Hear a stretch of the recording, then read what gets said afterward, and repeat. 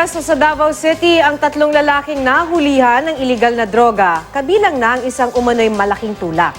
Makibalita tayo kay Tech Ocampo ng GMA Davao. Timbog sa bypass operation sa Davao City kahapon ang 3 lalaking ito, sina Florendo Anyora alias Florence, Raymond Sangaban at Eric Abad. Ayon sa pulisya, target nila sa operasyon si alias Florence na mahigit 3 buwan na raw nilang minamanmanan. Ayon sa isa sa mga arestong si Sangaban, galing sila ni Anyora sa Cotabato City. Isinama raw siya ni Florence sa Davao City para magpintura.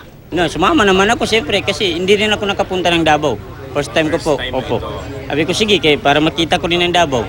Pagdating daw sa Digo City sa Davao del Sur, nakisakay ang dalawa sa van na minaneho ng naarestong si Abad.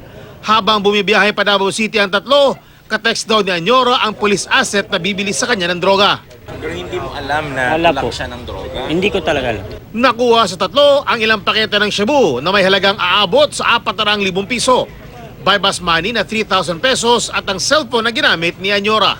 Wala ko sir, no comment ko sir, wala ko sir, wala ko kabalo ana sir. Para nimo blind ka ani? Dili sir, kayo usahay po sir. Kuha man po mi sila ko do usahay sir. So gapalit pod kag shabu. O usahay sir, siyempre di man na po kuan sir. Pero gawas nga gapalit ka og shabu, gabaligya ka pod. Wala sir. Ha? Wala ko kabaligya sir.